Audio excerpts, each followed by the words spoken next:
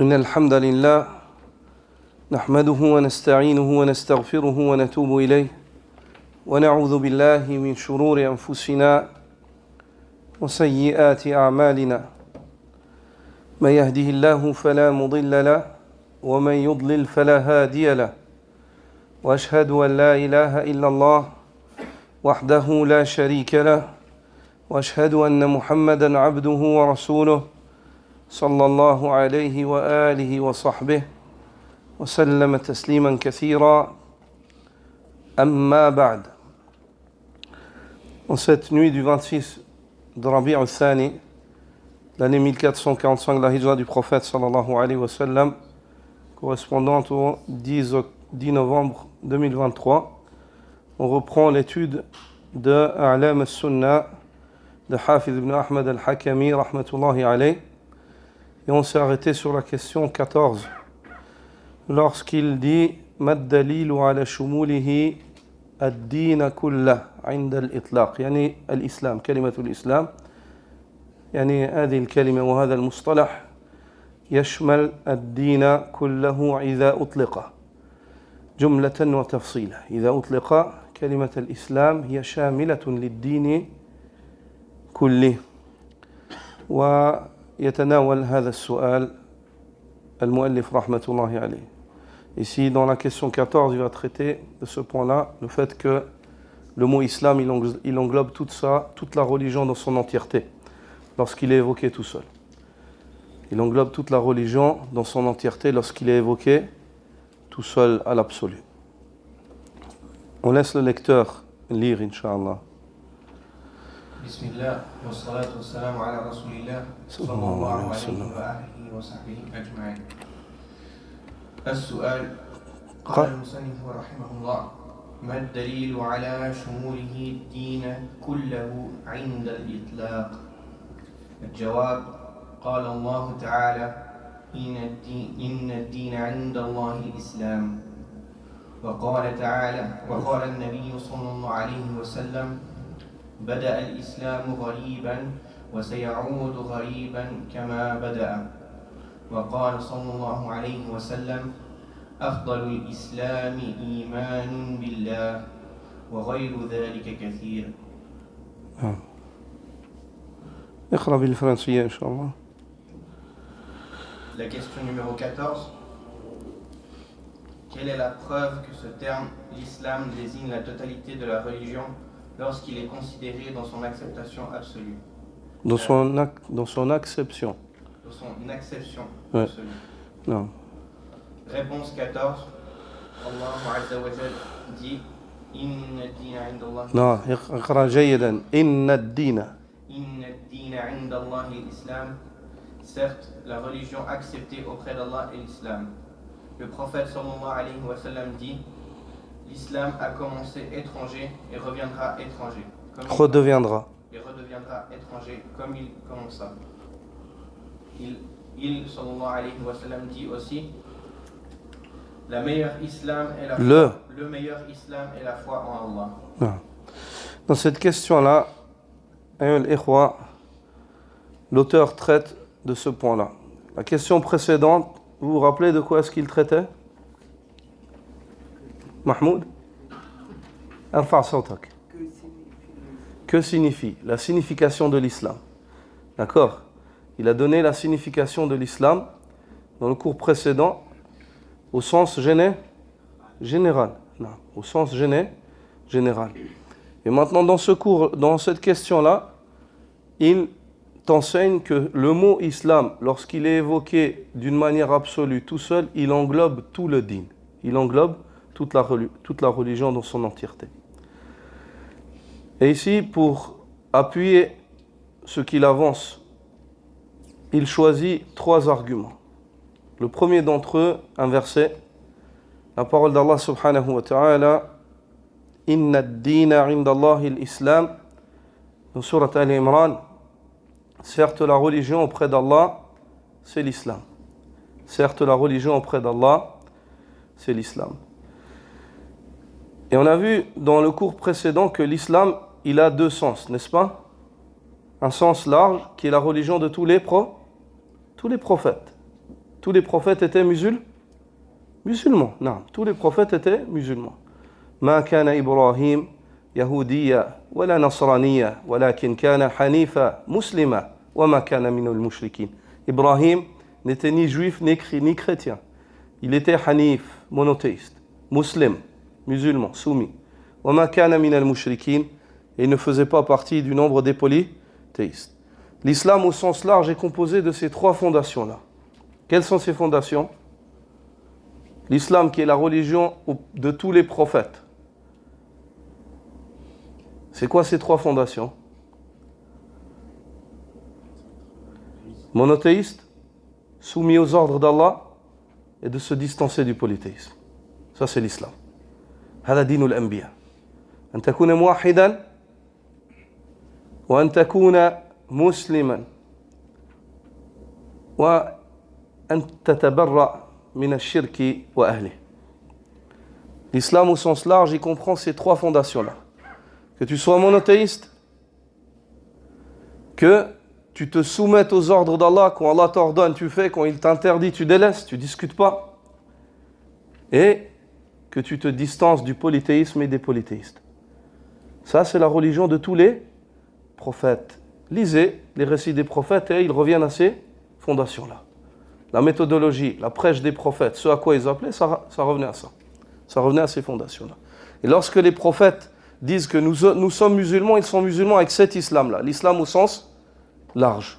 L'islam au sens large, comme on l'a développé dans le cours précédent. Comme on l'a développé. Éteins ton micro, s'il te plaît. Ouais. Comme on l'a développé dans le cours précédent. Donc, et dans ce verset-là qu'on vient de lire de Surat Al-Imran, Ibrahim n'était ni juif ni chrétien. Allah Azza wa Jalla évoque ces trois fondations. Il était hanif, monothéiste, musulman, soumis aux ordres d'Allah, wa ma kana minal mushrikin, et il ne faisait pas partie du nombre des polythéistes. On revient à ces trois fondations. Ça c'est la religion d'Ibrahim, c'est la religion de Moussa, de Isa, de Muhammad sallallahu alayhi wa sallam, de Jami' al-Anbiya, de tous les prophètes. Et lorsque l'auteur dit que le mot islam, il englobe toute la religion, le mot islam, il englobe toute la religion, il s'argumente avec ce verset-là. Inna ad-dina 'inda Allahi al-islam, la religion auprès d'Allah, c'est l'islam. Quel islam? La religion auprès d'Allah, c'est l'islam au sens large et l'islam au sens précis.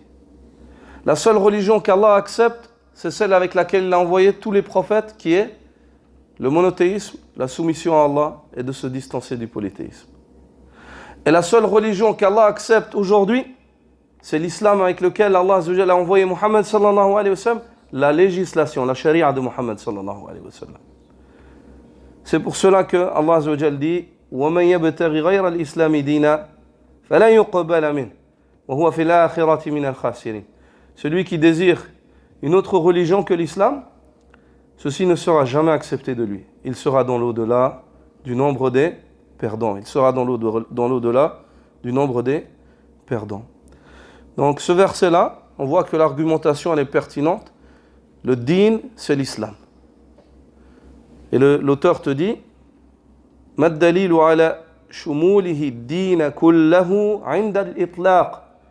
Quelle est la preuve que le mot islam, il englobe tout le din, que l'islam c'est le din et le din c'est l'islam? Il est venu avec un verset qui est un verset sans équivoque, qui ne porte pas interprétation diverse. Inna ad-dina 'inda Allah al-islam. La religion auprès d'Allah c'est l'islam. Naam. Ensuite, il évoque le hadith du prophète sallallahu alayhi wa sallam. Bada al-islamu ghariba wa sayaudu ghariban kama bada. Ce hadith là est dans le sahih de l'imam Muslim, ainsi que dans le musnad de l'imam Ahmad, certaines variantes de ce hadith, ainsi que dans le sunan de l'imam Tirmidhi. Et la variante qui est dans le sahih de l'imam Muslim, elle n'est pas comme ça. Elle est bada al-islamu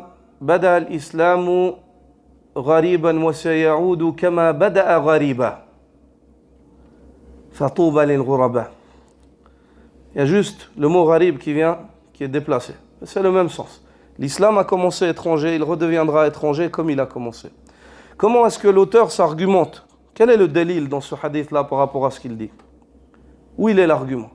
Ici, il cherche à argumenter, à te prouver que le mot islam, il désigne toute la religion. Où il est l'argument? Ici, le hadith il dit l'islam a commencé étranger et il redeviendra étranger comme il a commencé. Ici, quand il dit islam, il te parle de la religion, le din. Il ne te parle pas juste des 5 piliers, tout le din. Il a commencé étranger. Et le din, on comprend que le din, il a 2 sens. Un sens général qui est le din de tous les prophètes et un sens précis qui est le din de Mohammed sallallahu alayhi wa sallam, qui sont les règles en plus de cela qu'Allah lui a légiféré. Et quel est l'islam qui a commencé étranger? Wallahi, tout islam, il a commencé étranger. Lisez les récits des prophètes. Chaque prophète, quand il est venu à son peuple, il était étranger. Il était étranger. Il est venu en étant étrange. Il est venu, Ibrahim, le récit d'Ibrahim, Nuh, et ainsi de suite. Et Mohammed sallallahu alayhi wa sallam. Donc, ayyuha al-ikhwa, il y a une variante de ce hadith où le prophète sallallahu alayhi wa sallam aurait dit Inna ad-dina bada'a ghariba. Certes, le din a commencé étranger. Il y a une variante de ce hadith où le prophète sallallahu alayhi wa sallam a dit Inna ad-din, la religion. Donc c'est l'islam, et l'islam c'est la religion, et la religion c'est l'islam. Quand on dit islam, ça englobe tout. Tout le din. Tout le din. Tout ce que tu pratiques, ça fait partie de l'islam.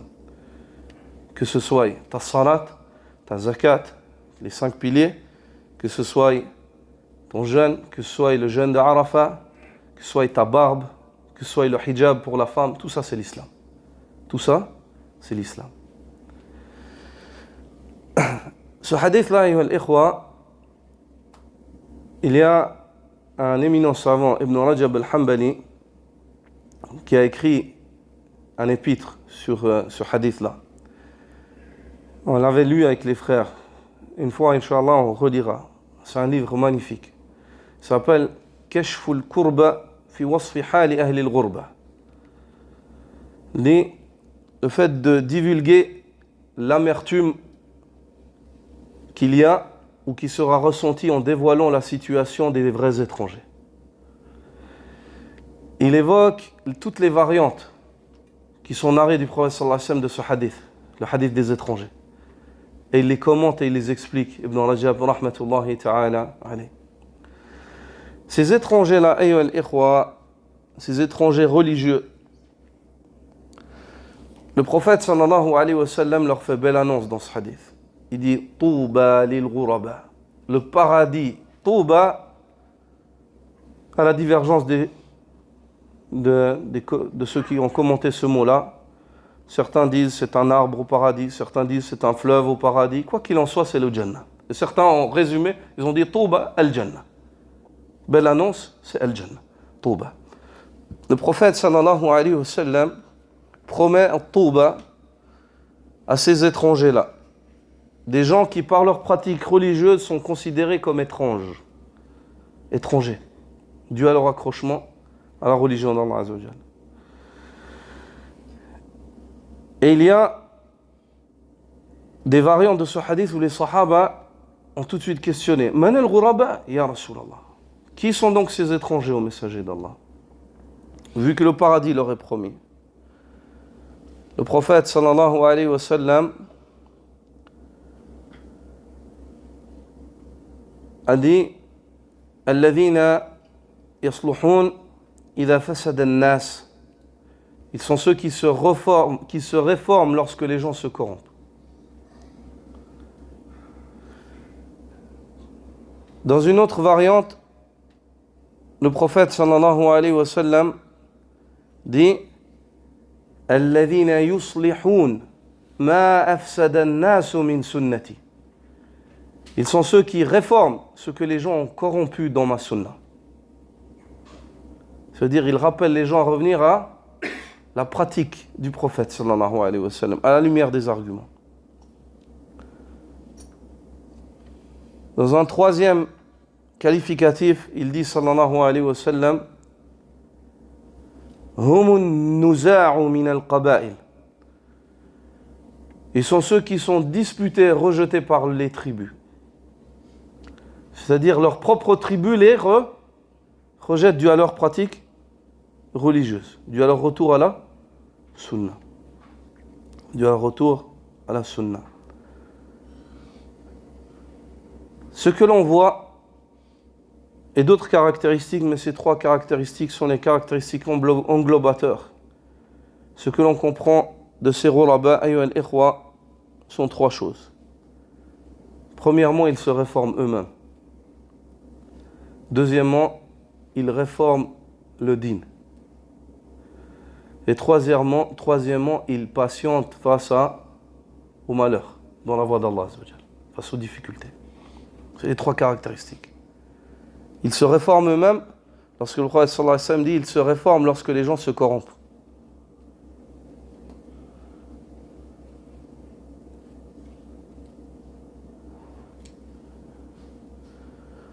Il dit, et dans la deuxième, ils réforment autrui et en réformant la religion.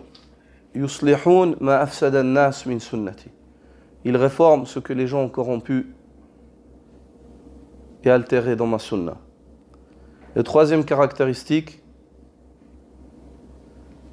Humun nuza'u min al-qaba'il. Ils sont ceux qui sont rejetés par leur tribu, par les tribus, par leur tribu. Ce troisième caractéristique est un témoignage que al-ghuraba, à qui Allah, par le biais de son prophète sallallahu alayhi wa sallam, a promis Touba, le paradis, ce sont des gens qui patientent dans leur pratique religieuse.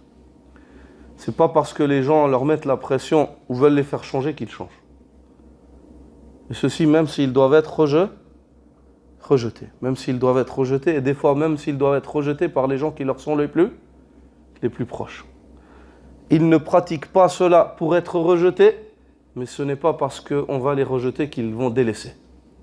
Ils ne pratiquent pas cela pour être rejetés, mais ce n'est pas parce qu'on va les rejeter qu'ils vont délaisser. Et ensuite, l'auteur évoque ce hadith-là, qui est un long hadith dans le Musnad de l'imam Ahmad, où il évoque dans le sens Afdalul Islam, imanun billah, le meilleur islam, c'est la foi en Allah Azza wa Jal, pour témoigner que l'islam, quand il est évoqué tout seul, il englobe l'iman. Et l'iman, quand il est évoqué tout seul, il englobe l'islam. D'accord ? Donc ce chapitre-là, l'auteur veut que tu comprennes une chose qui est la suivante. Que le mot islam, quand il est évoqué tout seul, il englobe toute la religion. Il englobe la foi, l'ihsan, il englobe tout. Quand il est évoqué tout seul. Oui. Et que ce mot-là, lorsqu'il est évoqué seul, il englobe tout le din. Et selon ce qui a précédé auparavant avec son argumentation, il veut te rappeler encore une fois que l'islam, sa définition, elle est de deux catégories. Une définition générale qui est la religion de tous les prophètes, comme on l'a expliqué, qui est bâtie sur trois piliers. Le monothéisme, la soumission à Allah Azza wa Jal et le fait de se distancer du polythéisme. Et que cet islam-là, c'est la religion de tous les prophètes. Et le deuxième sens de l'islam, c'est l'islam que vous connaissez avec ces 5 piliers, ou l'islam de Mohammed sallallahu alayhi wa sallam. Le mot islam, quand il est évoqué comme ça tout seul, il englobe tout. Il englobe tout. Tu lis la question numéro 15.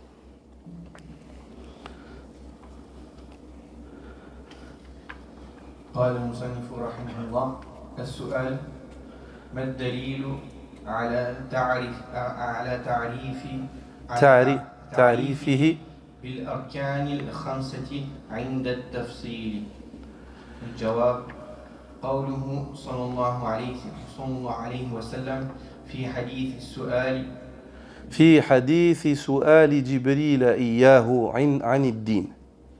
في حديث سؤال جبريل إياه عن الدين. لماذا جبريل؟ يعني لا يقال جبريلي لأنه اسم ممنوع من الصرف. لماذا يمنع من الصرف؟ للعجمة ليس بعربي ليس اسما عربيا فهمتم يمنع من الصرف يعني والممنوع من الصرف يجر بالفتح يجر بالفتح نعم الإسلام أن تشهد أن لا إله إلا الله وأن محمدا رسول الله وتقيم الصلاة وتؤتي الزكاة وتصوم رمضان وتحج البيت إن استطعت إليه. لماذا تقول وتقيم الصلاة؟ وتقيم الصلاة. أرجع إلى بداية الحديث. الإسلام أن تشهد. لماذا هناك تقول أن تشهد ولا تقول أن تشهدوا؟ أن تشهد. لماذا قلت أن تشهد؟ لأن أن ينصب من النواصب تنصب الفعل المضارع. طيب لماذا بعد ذلك يعني في عطف وتقيم هذا معطوف على السابق يعني عليك أن تبقيه منصوبا نعم لأنه معطوف على ما سبق نعم لا تعتذر نحن أتينا لنتعلم. الإسلام أن تشهد أن لا إله إلا الله وأن محمدا رسول الله وتقيم الصلاة وتؤتي الزكاة وتصوم رمضان وتحج البيت إن استطعت إليه سبيلا. جزاك الله خيرا. وقوله صلى الله عليه وسلم بني الإسلام على 5 فذكر هذه غير أنه قدم الحج على صوم رمضان. على صوم رمضان أو رمضان ممنوع من الصرف كذلك نعم. وكلاهما في صحيحين. نعم. اقرأ بالفرنسية إن شاء الله. La question numéro 15. Quelle est la preuve que l'islam est défini par les 5 piliers dans le détail? Réponse 15. C'est la réponse du prophète sallallahu alayhi wa sallam dans le hadith où Jibril alayhi salam l'interrogea au sujet de la religion.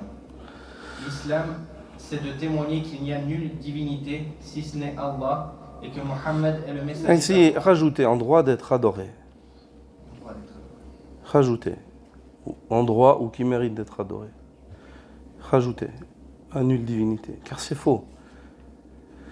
Il n'y a pas nulle divinité. Al-aliha kathira, walakin tu'badu batila. Les divinités sont quantitatives, mais elles sont adorées vainement. Et ceci est une fausse explication erronée. Le sens de la ilaha illallah, c'est nulle divinité n'est en droit ou ne mérite d'être adorée si ce n'est Allah. Non. L'islam, c'est de témoigner. Et ici, si tu dis nulle divinité, ça veut dire nulle divinité existante, c'est faux. Les divinités, elles existent. Non. Allah Azza wa Jalla, il nous évoque que des divinités autres que lui existent. Mais il nous enseigne que leur culte, le culte qui leur est voué, est caduque. Non. Vous avez corrigé tous dans le livre. Hein? Nulle divinité en droit d'être adoré ou qui mérite d'être adoré si ce n'est Allah. Et chaque fois que vous voyez la ilaha illallah être traduite de cette manière, corrigez. Que ce soit dans un livre ou si quelqu'un le dit aussi, expliquez-lui. Pourquoi c'est faux? Parce que si on dit nulle divinité, ça veut dire que on peut te contredire, on peut dire oui, mais il y a des divinités. Après, il va s'expliquer, il va dire oui, mais elles n'ont pas le droit d'être adorées. Ben, c'est ça le sens de la ilaha illallah, tu lui dis. Donc dis-le, nulle divinité, en droit d'être adorée. Car la ilaha, dans la langue des Arabes, cela, ça s'appelle la nafiya lil jins. Cela qui vient avant la ilaha, dans la phrase de la ilaha illallah, qui est une phrase composée de 2 phrases, une phrase négative et une phrase affirmative. Cela qui vient, c'est une négation qui vient réprouver la sorte qu'elle précède. Nul, il n'y a pas. de divinité. Mais chez les Arabes, quand vient là an-nafiya lil jins, il y a toujours un mahdhouf muqaddar. Entre nul,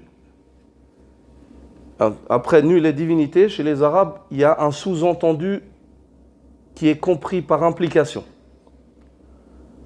mais qui n'est pas écrit car on le comprend d'office. Comme par exemple, la ba's. Vous avez entendu souvent peut-être les frères arabophones dire le ba's. Vous qui voyez plus les Africains du Nord, les Arabes du Maghreb al-Arabi, la ba's. Quand on dit la ba's, c'est la même chose. La nafiya lil jins, la ba'sa. La chose qui vient après, elle est mansouba. La ba'sa, la dayra, la ilaha. Et il y a un sous-entendu. La ba's, ça veut dire il n'y a pas de mal. Hein? Et le sous-entendu, c'est quoi? Alayk. Il n'y a pas de mal sur toi. Et quand tu visites un malade, c'est la sunna, c'est de dire la ba's, yani alayk. Il n'y a pas de mal sur toi par cette maladie, incha'Allah, si Allah le veut. Pareil, dans la ilaha, il n'y a pas de divinité. Le sous-entendu qui n'est pas évoqué, mais qui est sous-entendu d'office, c'est quoi? Il n'y a pas de divinité existante? Non. Il n'y a pas de divinité qui mérite d'être adorée. D'accord? La ilaha bihaq. Parce que le mot ilah, c'est ma'boud, adoré. Celui qui est adoré. Al-ilah, c'est celui qui est adoré. Il n'y a pas d'adoré bihaq, en droit, si ce n'est Allah. C'est-à-dire, il n'y a pas de divinité qui soit adorée en droit ou qui mérite d'être adorée, si ce n'est Allah. Ça, c'est le sens de la ilaha illallah. Et même dans la grammaire arabe, c'est comme ça. Dans les qawaid. Ici, ce que je vous explique, c'est par le biais de la grammaire. C'est des règles de grammaire. La grammaire arabe, tout arabe qui connaît la grammaire, il comprend cela. Il comprend cela. Reprends, s'il te plaît. L'islam, c'est de témoigner qu'il n'y a nulle divinité en droit d'être adorée, si ce n'est Allah, et que Muhammad sallallahu alayhi wa sallam est le messager d'Allah, d'accomplir la prière, de s'acquitter de l'impôt légal, de jeûner le mois de Ramadan et d'effectuer le pèlerinage à la maison sacrée d'Allah, si tu en es capable. Dans un autre hadith, il sallallahu alayhi wa sallam dit, l'islam est bâti sur 5 piliers. Puis il mentionna ceci en citant le pèlerinage avant le jeûne de Ramadan. Ces 2 hadiths sont rapportés dans les 2 sahih d'Al-Bukhari et Muslim. Ah. Ici, l'auteur, sur cette question-là, il touche au sens précis de l'islam. L'islam, au sens précis, il est défini par ces 5 piliers. Et en général, lorsque l'islam est évoqué avec la foi, dans le même texte, chacun il a son sens, comme dans le hadith de Jibril. Il a questionné sur l'islam, il a décrit l'islam avec les 5 piliers. Il a questionné sur la foi avec ses 6 piliers.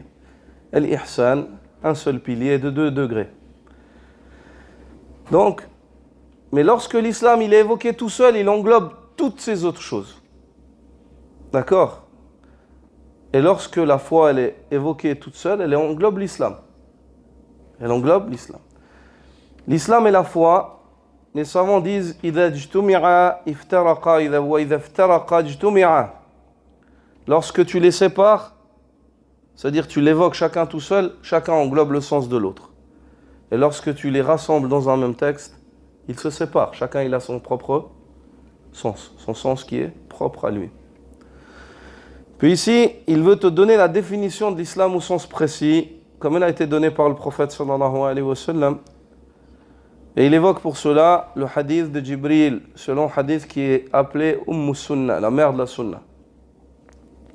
Lorsque Jibril est venu voir le prophète sallallahu alayhi wa sallam avec, sous une forme humaine, une forme d'un étudiant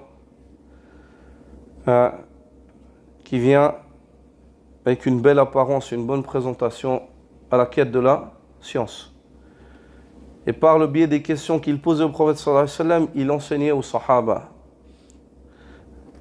alayhi salam. Ce hadith-là, le prophète sallallahu alayhi wa sallam a défini l'islam sur ces 5 piliers-là, comme le lecteur vient de lire. Les 2 témoignages, La ilaha illallah, Muhammadur Rasulullah, nulle divinité n'est en droit d'être adorée si ce n'est Allah, et que Muhammad est le messager d'Allah. L'accomplissement de la prière, le fait de s'acquitter de la zakat, le fait de jeûner le mois de Ramadan et d'accomplir le hajj, in istata'ta ilayhi sabila, si tu as la capacité. Puis l'auteur ici n'omet pas d'évoquer un autre hadith qui a été aussi évoqué par les 2 cheikhs, le hadith d'Ibn Omar,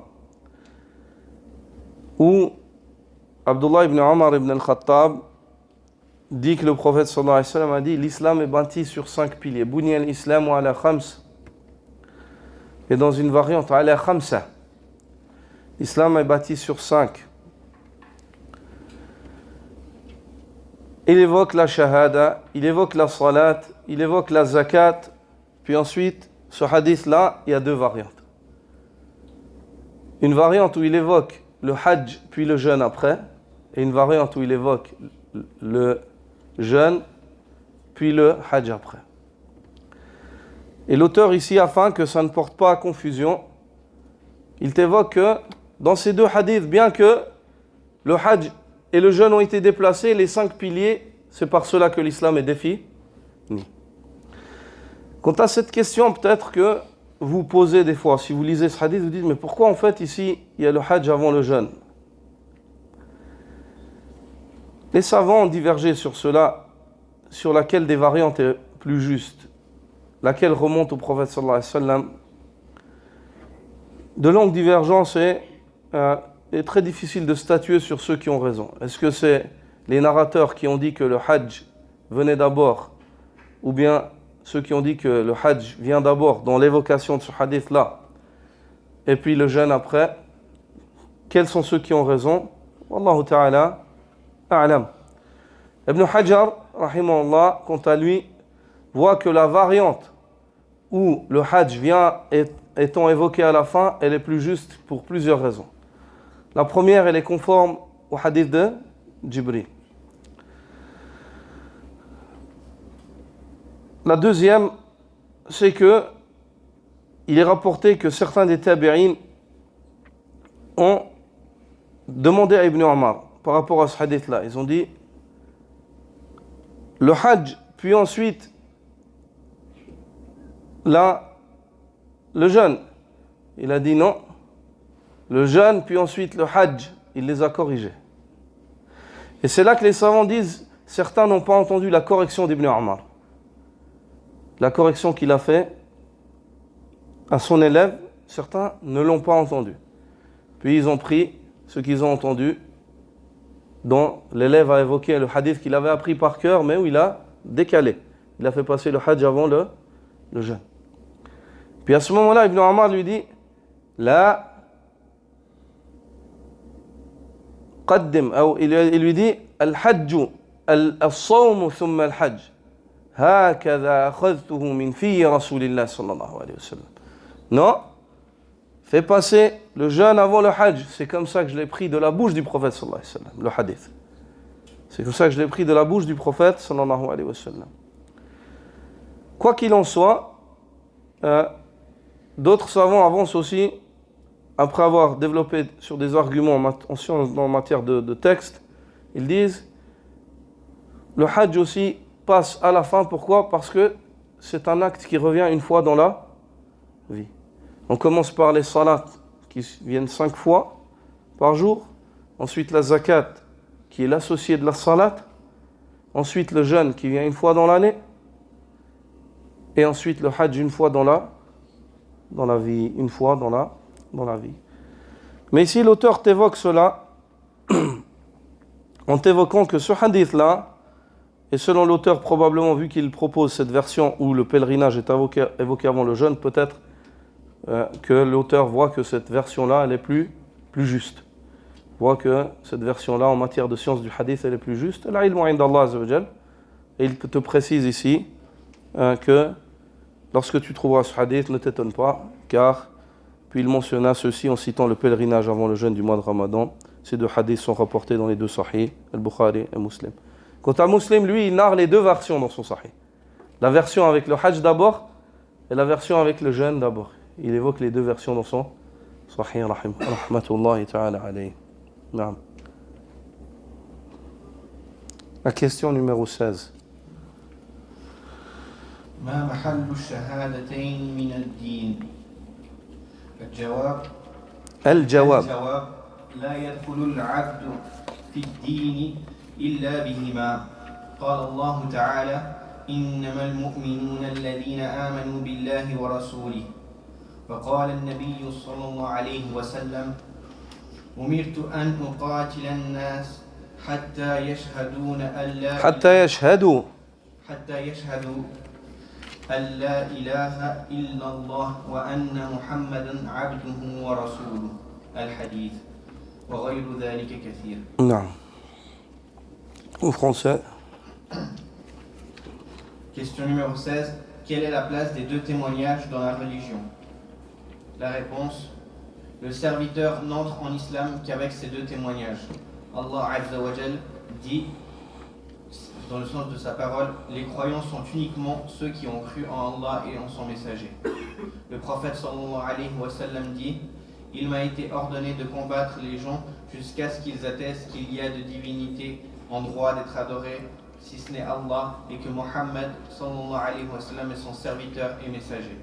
Il existe de nombreux autres hadiths et versets dans le même sens. Non. Ici, dans cette question-là, c'est la dernière question qu'on va traiter ce soir. Dans cette question-là, il veut, c'est-à-dire il entreprend l'explication des piliers de l'islam. Donc il va te dire quelle est la place des deux attestations dans cette religion. Quelle est leur place? Quelle est leur place? Et il répond en disant que leur place, en premier lieu, elle est que l'homme ne saurait entrer dans l'islam sans ces deux attestations-là. C'est la clé d'entrée en islam. Et je profite ici pour vous évoquer, je ne sais pas s'il est traduit en langue française, c'est aussi un livre dont on a entrepris, Isabelle Montelieu, pendant un ramadan, la lecture avec les frères. Si je me rappelle, je ne sais pas si on avait terminé ou pas. C'est un petit épître de l'auteur lui-même, Hafiz ibn Ahmad al-Hakami, sur les deux témoignages, qui s'appelle Miftahu Dar al-Salam bi tahqiqi shahadatay al-Islam.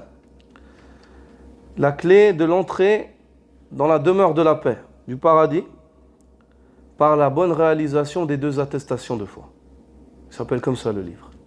La clé d'entrée au paradis, Miftahu Dar al-Salam bi tahqiqi shahadatay al-Islam.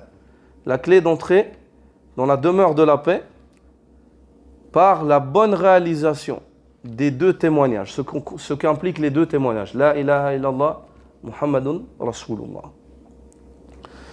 Donc la valeur de ces deux témoignages-là est immense. Et ici l'auteur ensuite s'argumente avec la parole d'Allah Azza wa Jal, Innamal mu'minun alladhina amanu billahi wa rasoulih. Les croyants, les vrais croyants, les seuls à être des croyants, c'est ceux qui ont eu la foi en Allah et en son messager. En Allah et en son messager. Subhanallah, la valeur de cette shahada, al-ikhwa, on l'oublie et on ne la connaît pas. Pas assez. C'est la plus grande ni'ma qu'Allah Azza wa Jal nous a accordée. Ce témoignage-là, ce témoignage qui comprend ces deux témoignages, et ces deux témoignages-là sont inséparables. Ils ne vont pas l'un sans l'autre. On ne peut pas établir de séparation entre Allah et son messager, son envoyé, qui est celui qu'Allah t'a envoyé pour t'enseigner qui est Allah et ce qu'Allah attend de toi.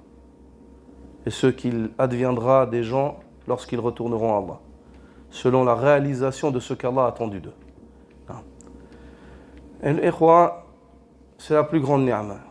Ibn Abi Dunya évoque dans son livre Ash-Shukr sur la reconnaissance une parole de Sufyan ibn Uyayna rahimahullah qui dit Ma an'ama Allahu ala al-ibadi ni'matan min an 'arrafahum an la ilaha illa Allah. Allah n'a pas accordé à ses serviteurs une faveur plus grande que le fait de leur avoir accordé de savoir que nulle divinité n'est en droit d'être adorée si ce n'est Allah. C'est la plus grande faveur qu'Allah Azza wa Jal t'a accordée. Si Allah t'a accordé cette faveur-là, par Allah Azza wa Jal, sache que tu es l'homme le plus riche du monde, la plus grande des richesses. Allah te l'a accordé. Et si Allah subhanahu wa ta'ala t'a privé de cette conviction et de cette connaissance, même si tu te trévasses sur les biens mondains et matériaux, sache que tu es l'homme le plus pauvre et le plus perdu. Sufyan ibn Uyayna a dit Ma an'ama Allah ala al-ibadi ni'matan min an 'arrafahum an la ilaha illa Allah. Allah n'a jamais accordé aux serviteurs une faveur plus grande que le fait qu'il leur fasse savoir, qu'il leur accorde de connaître que nulle divinité n'est en droit d'être adorée si ce n'est Allah Azza wa Jal. Il est rapporté que le compagnon du prophète sallallahu alayhi wa sallam, Amr ibn al-As, lorsque la mort lui est venue et qu'il était dans les affres de la mort, il dit Laysa li amalun arja min la ilaha illa Allah min shahadati an la ilaha illa Allah wa anna Muhammadan Rasulullah. Il dit je n'ai pas une œuvre sur laquelle j'espère plus en ce moment-là être sauvé par le biais de cette œuvre que le témoignage que j'ai fait lorsque j'ai témoigné que nulle divinité n'est en droit d'être adorée. Et j'ai œuvré avec ça, que nulle divinité n'est en droit d'être adorée si ce n'est Allah, et que Muhammad sallallahu alayhi wa sallam est le serviteur et messager d'Allah Azza wa Jal. Subhanaka wa bihamdik, ashhadu an la ilaha illa ant, astaghfiruka wa atubu ilayk.